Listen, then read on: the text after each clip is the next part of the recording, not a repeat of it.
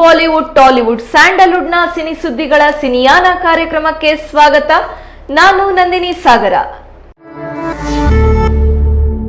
ಜೈದ್ ಖಾನ್ ಮೊದಲ ಬಾರಿಗೆ ನಟಿಸಿರುವ ಸಿನಿಮಾ ಬನಾರಸ್. ಈ ಸಿನಿಮಾದಲ್ಲಿ ಜೈದ್ ಖಾನ್ಗೆ ಜೋಡಿಯಾಗಿರೋದು ಸೋನಲ್ ಮಂತೇರೋ. ಈ ಸಿನಿಮಾ ನವೆಂಬರ್ 4ರಂದು ಗ್ರ್ಯಾಂಡ್ ರಿಲೀಸ್ ಪಡೆದುಕೊಂಡಿದೆ. ಪ್ಯಾನ್ ಇಂಡಿಯಾ ಲೆವೆಲ್ ನಲ್ಲಿ ರಿಲೀಸ್ ಆಗಿರುವ ಸಿನಿಮಾಗೆ ಒಳ್ಳೆ ರೆಸ್ಪಾನ್ಸ್ ಕೂಡ ಸಿಗ್ತಾ ಇದೆ. ಈಗ ಈ ಸಿನಿಮಾವನ್ನ ಮಾಜಿ ಮುಖ್ಯಮಂತ್ರಿ ಸಿದ್ದರಾಮಯ್ಯ ಅದು ಕೂಡ ಜೈದ್ ಖಾನ್ ಜೊತೆಯಲ್ಲಿ ಸಿನಿಮಾ ವೀಕ್ಷಣೆ ಮಾಡಿದ್ದಾರೆ. ಭಾನುವಾರ ರಾತ್ರಿ ಸಿದ್ದರಾಮಯ್ಯ ತನ್ನ ಸಹಚರರ ಜೊತೆ ಸಿನಿಮಾ ವೀಕ್ಷಣೆ ಮಾಡಿದ್ದಾರೆ. ಈ ಸಂದರ್ಭದಲ್ಲಿ ಚಿತ್ರತಂಡದ ಹಲವರು ಮತ್ತು ಜೈದ್ ಖಾನ್ ತಂದೆ ಜಮೀರ್ ಅಹಮದ್ ಕೂಡ ಉಪಸ್ಥಿತರಿದ್ದರು. ಸಿನಿಮಾಗಳ ಬಗ್ಗೆ ಸಾಕಷ್ಟು ಒಲವು ಇರುವ ಸಿದ್ದರಾಮಯ್ಯ ಆಗಾಗ ಕನ್ನಡ ಸಿನಿಮಾಗಳನ್ನ ವೀಕ್ಷಿಸ್ತಾ ಇರ್ತಾರೆ. ಸಿನಿಮಾ ತಂಡಗಳು ಕರೆದ್ರೆ ಆ ಕಾರ್ಯಕ್ರಮಗಳಲ್ಲಿಯೂ ಭಾಗವಹಿಸ್ತಾರೆ. ಬೇಡಿಕೆ ಮೇರೆಗೆ ಸಿನಿಮಾ ಪ್ರಿವ್ಯೂಗಳಲ್ಲಿಯೂ ಭಾಗವಹಿಸ್ತಾರೆ. ಸಿದ್ದರಾಮಯ್ಯ ಅವರೇ ಹೇಳ್ಕೊಂಡಂತೆ ಬಹಳ ಹಿಂದೆ ಸಿನಿಮಾ ಒಂದರ ಸಣ್ಣ ಪಾತ್ರದಲ್ಲಿ ನಟಿಸಿದ್ರಂತೆ ಕೂಡ ಹೌದು. ಸಿದ್ದರಾಮಯ್ಯ ಇದೀಗ ಬನಾರಸ್ ಸಿನಿಮಾ ವೀಕ್ಷಿಸಿ ಆ ಬಗ್ಗೆ ತಮ್ಮ ಸಾಮಾಜಿಕ ಜಾಲತಾಣದಲ್ಲಿ ಚುಟುಕಾಗಿ ಬರೆದಿರುವ ಸಿದ್ದರಾಮಯ್ಯ ಜೈದ್ ಖಾನ್ ಹಾಗೂ ಸೋನಂ ಮಂತೇರೋ ಅಭಿನಯದ ಬನಾರಸ್ ಚಿತ್ರ ವೀಕ್ಷಿಸಿ ಚಿತ್ರತಂಡಕ್ಕೆ ಶುಭ ಹಾರೈಸಿದೆ. ನೈಜತೆಯಿಂದ ಕೂಡಿದ ಪಾತ್ರಗಳು, ಸ್ವಾರಸ್ಯಕರವಾದ ಕಥೆಯನ್ನು ಒಳಗೊಂಡಿರುವ ಸದಭಿರುಚಿಯ ಚಲನಚಿತ್ರವಿದು. ಇಂತಹ ಚಿತ್ರಗಳ ಸಂಖ್ಯೆ 100 ಚಿತ್ರರಂಗ ಬೆಳೆಯಲಿ, ಚಿತ್ರತಂಡ ಬೆಳೆಯಲಿ, ಎಲ್ಲರಿಗೂ ಒಳಿತಾಗಲಿ ಎಂದಿದ್ದಾರೆ. ಮೋಹಕ ತಾರೆ ರಮ್ಯಾ ಸಿನಿಮಾ ರಂಗದಿಂದ ದೂರ ಉಳಿದು ಹಲವಾರು ವರ್ಷಗಳೇ ಸಂದಿವೆ. ಒಂದು ಕಾಲದಲ್ಲಿ ಸ್ಯಾಂಡಲ್ವುಡ್ ಆಳಿದ್ದ ರಮ್ಯಾ ಈಗಲೂ ಸಿನಿಮಾದಲ್ಲಿ ಅಭಿನಯಿಸಬೇಕು ಅಂತ ಅಭಿಮಾನಿಗಳು ಆಸೆ ಪಡ್ತಾನೆ ಇದ್ದಾರೆ. ರಮ್ಯಾನಿಗೆ ಅಪ್ಪು ಜೊತೆ ಮತ್ತೆ ಕಮ್ ಬ್ಯಾಕ್ ಮಾಡಬೇಕು ಅಂತ ಆಸೆ ಇತ್ತು. ಆದ್ರೆ ಅಪ್ಪುವಿನ ಅಗಲಿಕೆಯಿಂದ ರಮ್ಯಾ ಅವರ ಎಂಟ್ರಿ ಮತ್ತೆ ನಿಧಾನ ಆಯಿತು. ಅದಾದ ಬಳಿಕ ತಮ್ಮದೇ ನಿರ್ಮಾಣ ಸಂಸ್ಥೆಯೊಂದನ್ನ ಹುಟ್ಟು ಹಾಕಿ ಆ ಮೂಲಕ ಚಿತ್ರರಂಗಕ್ಕೆ ಮರಳುತ್ತಾರೆ ಅಂತ ಎಲ್ಲರೂ ಅಂದ್ಕೊಂಡಿದ್ರು. ತಮ್ಮದೇ ನಿರ್ಮಾಣ ಸಂಸ್ಥೆಯಾಗಿರುವ ಆಪಲ್ ಬಾಕ್ಸ್ ನಿಂದ ಸ್ವಾತಿ ಮುತ್ತಿನ ಮಳೆಹನಿಯೇ ಅನ್ನುವ ಸಿನಿಮಾವನ್ನ ಘೋಷಣೆ ಕೂಡ ಮಾಡಿದ್ರು. ರಾಜ್ಬೀರ್ ಶೆಟ್ಟಿ ನಿರ್ದೇಶನ ಮತ್ತು ನಟನೆಯಲ್ಲಿ ರಮ್ಯಾ ಸ್ಯಾಂಡಲ್ವುಡ್ ನಲ್ಲಿ ಕಾಣಿಸ್ಕೊಳ್ತಾರೆ ಅಂದುಕೊಂಡಿದ್ದ ಅಭಿಮಾನಿಗಳಿಗೆ ನಿರಾಸೆಯನ್ನ ಮೂಡಿಸಿದ್ರು. ಆದ್ರೆ ಈಗ ರಮ್ಯಾ ಅಭಿಮಾನಿಗಳಿಗೆ ಗುಡ್ ನ್ಯೂಸ್ ನೀಡಿದ್ದಾರೆ. ಅದೇನು ಅಂದ್ರೆ ರಮ್ಯಾ ಸಿನಿಮಾ ರಂಗದಲ್ಲಿ ಆಕ್ಟ್ ಮಾಡೋದು ಕನ್ಫರ್ಮ್ ಆಗಿದೆ. ಹೌದು, ರಮ್ಯಾ ಉತ್ತರಾಖಂಡ ಸಿನಿಮಾ ಮೂಲಕ ನಟನೆಗೆ ಇಳಿದಿದ್ದಾರೆ. ಡಾಲಿ ಧನಂಜಯ್ ಈ ಸಿನಿಮಾದಲ್ಲಿ ನಾಯಕ ನಟನಾಗಿದ್ದು, ರತ್ನನ್ ಪ್ರಪಂಚ ಸಿನಿಮಾ ತಂಡ ಈ ಸಿನಿಮಾವನ್ನ ನಿರ್ದೇಶನ ಮಾಡ್ತಾ ಇದೆ. ಉತ್ತರಾಖಂಡ ಸಿನಿಮಾದ ಮುಹೂರ್ತ ನೆರವೇರಿದ್ದು ಸ್ಯಾಂಡಲ್ವುಡ್ ಕ್ವೀನ್ ರಮ್ಯಾ, ಡಾಲಿ ಧನಂಜಯ್, ಅಶ್ವಿನಿ ಪುನೀತ್ ರಾಜ್ಕುಮಾರ್, ನಿರ್ದೇಶಕ ರೋಹಿತ್ ಪದಕಿ ಸೇರಿದಂತೆ ಹಲವರು ಭಾಗಿಯಾಗಿದ್ರು. ನಟಿ ರಮ್ಯಾ ಮುಹೂರ್ತ ಕಾರ್ಯಕ್ರಮದಲ್ಲಿ ಭಾಗವಹಿಸಿದ್ದು ಫೋಟೋಗಳು ವೈರಲ್ ಆಗಿವೆ. ಚಿತ್ರದ ಪೋಸ್ಟರ್ನಲ್ಲೂ ಸಹ ಧನಂಜಯ್ ಹಾಗೂ ರಮ್ಯಾ ಇಬ್ಬರ ಹೆಸರಿದೆ. ಈ ಚಿತ್ರಕ್ಕೆ ರತ್ನನ್ ಪ್ರಪಂಚ ನಿರ್ದೇಶನ ಮಾಡಿದ್ದ ರೋಹಿತ್ ಪದಕಿ ನಿರ್ದೇಶನವಿದ್ದು, ಕಾರ್ತಿಕ್ ಗೌಡ ಹಾಗೂ ಯೋಗಿ ಜಿ ರಾಜ್ ಬಂಡವಾಳವನ್ನ ಹೂಡಲಿದ್ದಾರೆ. ಒಟ್ಟಿನಲ್ಲಿ ರಮ್ಯಾ ಸಿನಿಮಾಗೆ ಕಮ್ ಬ್ಯಾಕ್ ಮಾಡ್ತಾ ಇರೋದು ಅಭಿಮಾನಿಗಳಲ್ಲಿ ಸಂತಸ ಮೂಡಿಸಿದೆ.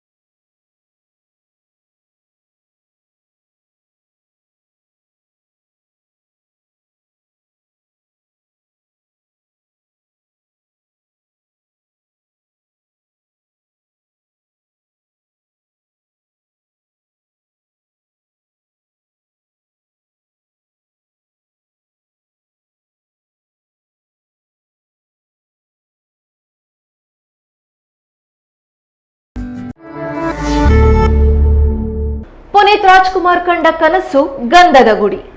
ಕರುನಾಡಿನ ಪ್ರಕೃತಿ ಸೌಂದರ್ಯವನ್ನ ಕನ್ನಡಿಗರಿಗೆ ತೋರಿಸಬೇಕು ಅನ್ನೋ ಆಸೆ ಅಪ್ಪುಗಿತ್ತು. ಆದ್ರೆ ಪುನೀತ್ ರಾಜ್ಕುಮಾರ್ ಮಧ್ಯದಲ್ಲಿಯೇ ಆ ಕನಸನ್ನ ಮೊಟಕುಗೊಳಿಸಿ ಹೊರಟು ಹೋಗ್ಬಿಟ್ರು. ಆದ್ರೆ ಅಪ್ಪು ಕಂಡ ಆ ಕನಸನ್ನ ಪತ್ನಿ ಅಶ್ವಿನಿ ಪುನೀತ್ ರಾಜ್ಕುಮಾರ್ ನೆರವೇರಿಸಿದ್ದಾರೆ.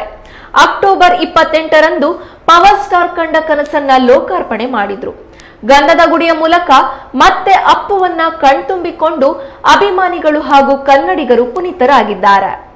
ಕರ್ನಾಟಕದ ಪ್ರಕೃತಿ ಸೌಂದರ್ಯವನ್ನ ಕನ್ನಡಿಗರೆಲ್ಲರೂ ನೋಡಬೇಕು ಎಂಬುವ ಕಾರಣಕ್ಕೆ ಅಶ್ವಿನಿ ಪುನೀತ್ ರಾಜ್ಕುಮಾರ್ ಹೊಸ ನಿರ್ಧಾರಕ್ಕೆ ಬಂದಿದ್ದಾರೆ. 4 ದಿನಗಳ ಕಾಲ ಟಿಕೆಟ್ ದರವನ್ನ ಇಳಿಕೆ ಮಾಡೋಕೆ ಮುಂದಾಗಿದ್ದಾರೆ. ಗಂಧದ ಗುಡಿ ಸಿನಿಮಾ ರಿಲೀಸ್ ಆಗಿ ಯಶಸ್ವಿ ಪ್ರದರ್ಶನ ಕಾಣ್ತಾ ಇದೆ. ಈ ಬೆನ್ನಲ್ಲೇ ಅಶ್ವಿನಿ ಪುನೀತ್ ರಾಜ್ಕುಮಾರ್ ಅಭಿಮಾನಿಗಳು ಹಾಗೂ ಕನ್ನಡಿಗರಿಗೆ ಪತ್ರವನ್ನ ಬರೆದಿದ್ದಾರೆ. ಗಂಧದ ಗುಡಿ ಅಪ್ಪು ಅವರ ಒಂದು ಕನಸು, ಕರ್ನಾಟಕದ ವನ್ಯ ಸಂಪತ್ತು ಹಾಗೂ ಪ್ರಕೃತಿ ಸೌಂದರ್ಯವನ್ನ ಕನ್ನಡಿಗರಿಗೆ ಪರಿಚಯಿಸುವ ಅವರ ಹಂಬಲ ಈ ಸಿನಿಮಾ ರೂಪುಗೊಳ್ಳಲು ಕಾರಣ. ಈ ಸಿನಿಮಾವನ್ನ ಎಲ್ಲಾ ಕನ್ನಡಿಗರು ನೋಡ್ಬೇಕು, ಅದರಲ್ಲೂ ಮಕ್ಕಳು ನೋಡ್ಬೇಕು ಅಂತ ಅಪ್ಪು ಅವರ ಬಯಕೆಯಾಗಿತ್ತು ಅಂತ ಪತ್ರದಲ್ಲಿ ವಿವರಿಸಿದ್ದಾರೆ. ಈ ಕಾರಣಕ್ಕೆ ಟಿಕೆಟ್ ದರವನ್ನ ಇಳಿಕೆ ಮಾಡಲು ನಿರ್ಧರಿಸಿರೋದಾಗಿಯೂ ಹೇಳಿದ್ದಾರೆ. ಕನ್ನಡಿಗರು ಹಾಗೂ ಮಕ್ಕಳು ಗಂಧದ ಗುಡಿ ಸಿನಿಮಾವನ್ನ ನೋಡ್ಬೇಕು ಅನ್ನೋ ಕಾರಣಕ್ಕೆ ಟಿಕೆಟ್ ದರವನ್ನ ಇಳಿಕೆ ಮಾಡೋಕೆ ಅಶ್ವಿನಿ ಪುನೀತ್ ರಾಜ್ಕುಮಾರ್ ಹಾಗೂ ವಿತರಕರು ನಿರ್ಧರಿಸಿದ್ದಾರೆ. ನಾನು ಮತ್ತು ಚಿತ್ರತಂಡ ಎಲ್ಲರೊಡನೆ ಚರ್ಚಿಸಿ ವಿತರಕರ ಹಾಗೂ ಪ್ರದರ್ಶಕರ ಸಹಕಾರದೊಂದಿಗೆ ನಮ್ಮ ಚಿತ್ರ ಗಂಧದ ಗುಡಿಯನ್ನ 7/11/2022ರಿಂದ 10/11/2022 ಗುರುವಾರದವರೆಗೂ ಸಿಂಗಲ್ ಸ್ಕ್ರೀನ್ಗಳಲ್ಲಿ 56 ರೂಪಾಯಿ ಹಾಗೂ ಮಲ್ಟಿಪ್ಲೆಕ್ಸ್ ನಲ್ಲಿ 112 ರೂಪಾಯಿಗಳಿಗೆ ಕರ್ನಾಟಕದಾದ್ಯಂತ ದಿನದ ಎಲ್ಲಾ ಆಟಗಳು ಪ್ರದರ್ಶನ ಮಾಡಬೇಕೆಂದು ನಿರ್ಧಾರ ಮಾಡಿದ್ದೇವೆ ಎಂದು ಅಶ್ವಿನಿ ಪುನೀತ್ ರಾಜ್ಕುಮಾರ್ ಪತ್ರದಲ್ಲಿ ತಿಳಿಸಿದ್ದಾರೆ. ಬಾಹುಬಲಿ ಸಿನಿಮಾದಲ್ಲಿ ದೇವಸೇನನಾಗಿ ಮಿಂಚಿ ಅರುಂಧತಿಯಲ್ಲಿ ಜೇಜಮ್ಮನಾಗಿ ರಾರಾಜಿಸಿದ ಕನ್ನಡದ ಬೆಡಗಿ ತುಳುನಾಡ ಹುಡುಗಿ ಅನುಷ್ಕಾ ಶೆಟ್ಟಿಗೆ ಹುಟ್ಟುಹಬ್ಬದ ಸಂಭ್ರಮ. 1981ರಲ್ಲಿ ತುಳುನಾಡಿನ ಬಂಟ್ ಸಮುದಾಯದಲ್ಲಿ ಜನಿಸಿದ್ರು. ತೆಲುಗು ಮತ್ತು ತಮಿಳು ಇಂಡಸ್ಟ್ರಿಯಲ್ಲಿ ಸುಮಾರು 47ಕ್ಕೂ ಹೆಚ್ಚು ಸಿನಿಮಾಗಳಲ್ಲಿ ಅಭಿನಯಿಸಿ ಹಲವಾರು ಅವಾರ್ಡ್ಗಳನ್ನ ಗಿಟ್ಟಿಸಿಕೊಂಡಿದ್ದಾರೆ. ಅನುಷ್ಕಾ ಮೊದಲು ಅಭಿನಯಿಸಿದ ಸಿನಿಮಾ 2005ರಲ್ಲಿ ಸೂಪರ್ ಎನ್ನುವ ಸಿನಿಮಾ ಮೂಲಕ. ಮೊದಲ ಸಿನಿಮಾದಲ್ಲಿಯೇ Filmfare best supporting actor Telugu ಅವಾರ್ಡ್ಗೆ ನಾಮಿನೇಷನ್ ಆಗಿದ್ರು. ಅದಾದ ಬಳಿಕ ಎಸ್ ರಾಜಮೌಳಿ ನಿರ್ದೇಶನದ ವಿಕ್ರಮಾರ್ಕುಡು ಸಿನಿಮಾ ಅಭಿನಯಿಸಿದ್ರು. ಅದಾದ ಬಳಿಕ ಇವರಿಗೆ ಒಂದು ಒಳ್ಳೆ ಬ್ರೇಕ್ ಕೊಟ್ಟಂತಹ ಸಿನಿಮಾ ಅರುಂಧತಿ. ಈ ಸಿನಿಮಾಗೆ film fair best actress Telugu ಹಾಗೂ ನಂದಿ ಅವಾರ್ಡ್ ಅನ್ನ ತಮ್ಮದಾಗಿಸಿಕೊಂಡ್ರು. ಸಿಂಗಂ 2 ವಟೈಕಾರನ್ ಸಿನಿಮಾಗಳಲ್ಲಿ ಅಭಿನಯಿಸಿ ಅಪಾರ ಅಭಿಮಾನಿಗಳನ್ನ ಸಂಪಾದಿಸಿದ್ದಾರೆ. ಇವರಿಗೆ ಪ್ಯಾನ್ ಇಂಡಿಯಾ ಮಟ್ಟದಲ್ಲಿ ಕೀರ್ತಿ ತಂದು ಕೊಟ್ಟಂತಹ ಸಿನಿಮಾ ಬಾಹುಬಲಿ ದಿ ಬಿಗಿನಿಂಗ್ ಮತ್ತು ಬಾಹುಬಲಿ ದಿ ಕನ್ಕ್ಲೂಷನ್. ಈ ಸಿನಿಮಾಗಳ ಮುಖಾಂತರ ಅತಿ ಹೆಚ್ಚು ಸಂಭಾವನೆ ಪಡೆಯುವ ಆಕ್ಟ್ರೆಸ್ಗಳಲ್ಲಿ ಅನುಷ್ಕಾ ಶೆಟ್ಟಿ ಕೂಡ ಒಬ್ಬರಾಗಿದ್ದಾರೆ. ಇದೀಗ ಈ ನಟಿ 41ನೇ ವಸಂತಕ್ಕೆ ಕಾಲಿಟ್ಟಿದ್ದಾರೆ. ನಟಿಯ ಹುಟ್ಟುಹಬ್ಬಕ್ಕೆ ಶುಭಾಶಯಗಳ ಮಹಾಪೂರವೇ ಹರಿದು ಬಂದಿದೆ. ಶಿವಮೊಗ್ಗಕ್ಕೆ ಪರಿಚಯಿಸಲಾಗುತ್ತಿದೆ ನೂತನ ಪರಿಸರ ಸ್ನೇಹಿ ಎಲೆಕ್ಟ್ರಿಕ್ ದ್ವಿಚಕ್ರ ವಾಹನ ಎಲ್ಮೋ. ಜೈಲ್ ಸರ್ಕಲ್ ಬಳಿ ಇರುವ ಆಪ್ಟೆಕ್ ಮೋಟಾರ್ಸ್ ಹಾಗೂ ಆರ್ಯನ್ ಮೋಟಾರ್ಸ್ ನಿಂದ ಶಿವಮೊಗ್ಗ ಮಾರುಕಟ್ಟೆಗೆ ಸಮರ್ಪಣೆ. ವಾಹನ ಬಿಡುಗಡೆ ಮಾಡಲಿದ್ದಾರೆ ಶಾಸಕರು ಹಾಗೂ ಮಾಜಿ ಉಪಮುಖ್ಯಮಂತ್ರಿಗಳಾದ ಸನ್ಮಾನ್ಯ ಶ್ರೀ ಕೆಎಸ್ ಈಶ್ವರಪ್ಪ. ಸೆಪ್ಟೆಂಬರ್ 26ರಂದು ಬೆಳಗ್ಗೆ 10 ಗಂಟೆಗೆ ಶೋರೂಂನಲ್ಲಿ ನಡೆಯುವ ಕಾರ್ಯಕ್ರಮಕ್ಕೆ ಶಿವಮೊಗ್ಗದ ನಾಗರಿಕರಿಗೆ ಆತ್ಮೀಯ ಸ್ವಾಗತ. ತಮ್ಮ ಆಗಮನದ ನಿರೀಕ್ಷೆಯಲ್ಲಿ ಬಸವರಾಜ್ ಹಾಗೂ ಓಂಕಾರ ಮೂರ್ತಿ. ವೈಭವದ ದೀಪಾವಳಿ ಕೇವಲ ಹರ್ಷದಲ್ಲಿ. ಇಲ್ಲಿದೆ ಸಂಭ್ರಮದ ಶಾಪಿಂಗ್. ಲ್ಯಾಪ್ಟಾಪ್ ಕೊಳ್ಳಲು ಇದು ಸಕಾಲ. ವಿಶೇಷ ರಿಯಾಯಿತಿ ಹಾಗೂ ಕೈಗೆಟುಕುವ ದರದಲ್ಲಿ ಪ್ರಖ್ಯಾತ ಬ್ರಾಂಡ್ಗಳ ಲ್ಯಾಪ್ಟಾಪ್ಗಳು ಇಲ್ಲಿ ಲಭ್ಯ. ನವೆಂಬರ್ 6ರವರೆಗೆ ಅವಕಾಶ. ಇಂದು ಖರೀದಿಸಿ ನಂತರ ಪಾವತಿಸಿ. ಇಂದೇ ಭೇಟಿ ಕೊಡಿ ಹರ್ಷ ಶೋರೂಮ್, BH ರಸ್ತೆ, ಶಿವಮೊಗ್ಗ. ಸಿನಿಮಾ ರಂಗದಲ್ಲಿ ಕಮಲ್ ಹಾಸನ್ ತನ್ನದೇ ರೀತಿಯಲ್ಲಿ ಛಾಪು ಮೂಡಿಸಿದ್ದಾರೆ. ಕಳೆದ 60 ವರ್ಷಗಳಿಂದಲೂ ನಟ ಕಮಲ್ ಹಾಸನ್ ಅವರು ಬಣ್ಣದ ಲೋಕದಲ್ಲಿದ್ದಾರೆ. ಚಿತ್ರರಂಗದಲ್ಲಿ ಅವರಿಗೆ ಇರುವ ಅನುಭವ ಅಪಾರ. ಬಾಲನಟನಾಗಿಯೇ ಸಿನಿಮಾ ಜಗತ್ತಿಗೆ ಕಾಲಿಟ್ಟ ಅವರು ಬಳಿಕ ಸೂಪರ್ ಸ್ಟಾರ್ ಆದ್ರು. ಈಗ ಅವರಿಗೆ 67 ವರ್ಷ ವಯಸ್ಸು.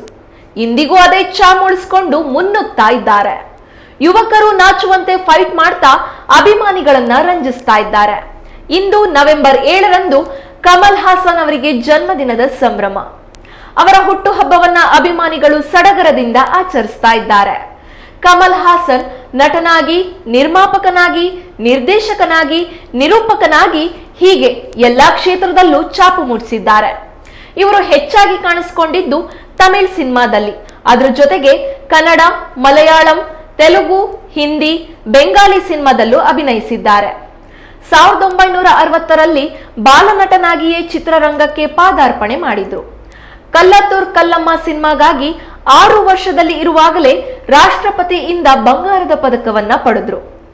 ನಾಯಕನ್, ಪುಷ್ಪಕ ವಿಮಾನ, ಮೂಂಡ್ರಾ ಪಿರೈ, ಹೇರಾಮ್, ದಶಾವತಾರಂ, ವಿಕ್ರಮ್ ಇವರು ನಟಿಸಿದ ಅತ್ಯದ್ಭುತ ಸಿನಿಮಾಗಳು. ಕಮಲ್ ಹಾಸನ್ ತಮ್ಮ ಅಮೋಘ ನಟನೆಯಿಂದ ಕೋಟ್ಯಾಂತರ ಅಭಿಮಾನಿಗಳನ್ನ ಸಂಪಾದಿಸಿದ್ದಾರೆ. ಅವರ ಹುಟ್ಟುಹಬ್ಬಕ್ಕೆ ಚಿತ್ರರಂಗ ತಾರೆಯರು, ಅಭಿಮಾನಿಗಳು ಶುಭಾಶಯ ತಿಳಿಸಿದ್ದಾರೆ. ಸ್ಟೂಡೆಂಟ್ ಆಫ್ ದಿ ಇಯರ್ ಸಿನಿಮಾದ ಮೂಲಕ ಬಾಲಿವುಡ್ಗೆ ಎಂಟ್ರಿ ಕೊಟ್ಟವರು ವರುಣ್ ಧವನ್. ಅದಾದ ಬಳಿಕ ABCD 2 ನಂತಹ ಸಾಲು ಸಾಲು ಸಿನಿಮಾಗಳಲ್ಲಿ ಅಭಿನಯಿಸಿದ್ರು.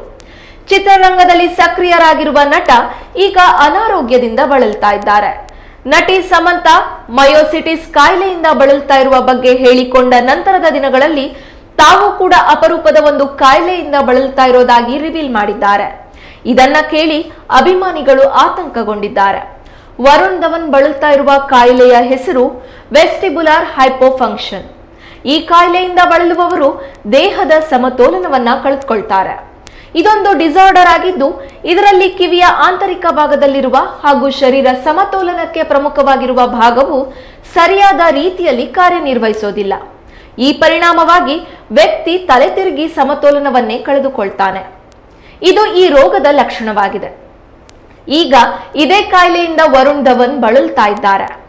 ಕೊರೋನಾದಿಂದ ಮುಂಚೆಯೇ ನಟನಿಗೆ ಕಾಯಿಲೆಯ ಸುಳಿವು ಸಿಕ್ಕಿದ್ದು, ಕೊರೋನಾ ನಂತರದ ದಿನಗಳಿಂದ ಸಾಕಷ್ಟು ತೊಂದರೆಯನ್ನ ಅನುಭವಿಸ್ತಾ ಇದ್ದಾರೆ. ಇನ್ನು ನಟ ಬೇಡಿಯಾ ಸಿನಿಮಾದಲ್ಲಿ ನಟಿಸಿದ್ದು, ಸಿನಿಮಾ ನವೆಂಬರ್ 25ರಂದು ತೆರೆಗೆ ಅಪ್ಪಳಿಸಲಿದೆ. ಈ ಸಿನಿಮಾದಲ್ಲಿ ಪ್ರಚಾರ ಕಾರ್ಯದಲ್ಲಿ ತೊಡಗಿದಂತಹ ಸಂದರ್ಭದಲ್ಲಿ ನಟ ತಮ್ಮ ಅನಾರೋಗ್ಯದ ಬಗ್ಗೆ ಮಾತನಾಡಿದ್ದಾರೆ. ಇದಿಷ್ಟು ಇಂದಿನ ಸಿನಿ ಜಗತ್ತಿನ ಸಿನಿ ಸುದ್ದಿಗಳು. ಮತ್ತಷ್ಟು ಸಿನಿ ಸುದ್ದಿಗಳನ್ನ ಹೊತ್ತು ನಾಳೆ ನಿಮ್ಮ ಮುಂದೆ ಬರ್ತೀನಿ. ನೋಡ್ತಾ ಇರಿ ಕನ್ನಡ ಮೀಡಿಯಂ 24x7.